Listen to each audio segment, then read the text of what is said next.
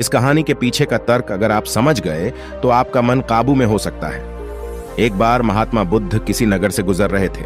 बुद्ध की नजर एक कपड़े के व्यापारी पर पड़ी जो दुखी और हताश दिखाई दे रहा था। बुद्ध चलकर उनके पास गए और पूछा कि हे भंते, तुम इतने उदास क्यों हो? अगर तुम मुझे अपनी चिंता का विषय बताओ तो मैं तुम्हारी कुछ मदद कर सकता हूं। कपड़े के व्यापारी ने बुद्ध को प्रणाम किया और उनको अंदर बुलाया।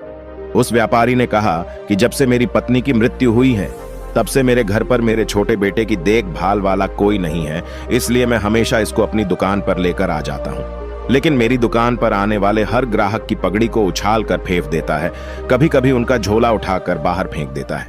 मैंने इसको बहुत समझाया, डांटा, लेकिन यह नहीं समझा। इसकी इस हरकतों की वजह से मेरे सारे ग्राहक खुद को अपमानित मानकर वापस चले जाते हैं। बुद्ध बोले, मैं तुम्हारी सहायता कर सकता हूं, पर तुम मुझे वचन दो कि मैं जो भी करूंगा तुम उसमें दखलंदाजी नहीं करोगे, ना ही कोई प्रश्न करोगे। व्यापारी बुद्ध को वचन दे देता है। अगले दिन बुद्ध एक पगड़ी पहनकर आए और एक ग्राहक की भांति आकर बैठ गए। व्यापारी का बेटा आया और बुद्ध की पगड़ी को उछाल दिया। महात्मा बुद्ध मुस्कुराए और कहा, बहुत अच्छा, जाओ उस पगड़ी को वापस लेकर आओ। वह बच्चा दौड़ कर गया और पगड़ी लाकर बुद्ध को दे दी। अगले दिन बुद्ध एक कुल्हाड़ी और एक लकड़ी लेकर आए। उस लड़के ने फिर से उस पगड़ी को उछाल दी। बुद्ध ने उस लड़के को कुल्हाड़ी और लकड़ी दे दी और कहा, जाओ इस लकड़ी को काटो।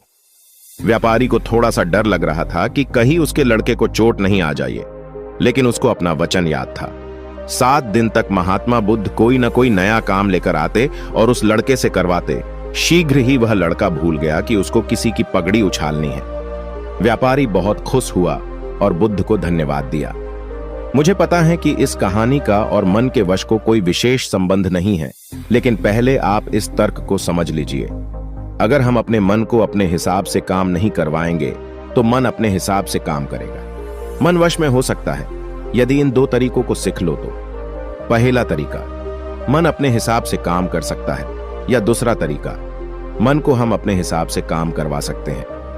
बुद्ध से मिलने से पहले उस लड़के का मन और दिमाग अपने हिसाब अनियंत्रित रूप से काम कर रहा था, लेकिन बुद्ध ने उस लड़के को अपने अनुसार काम करवाए, जिससे उसकी आदत ही बदल गए।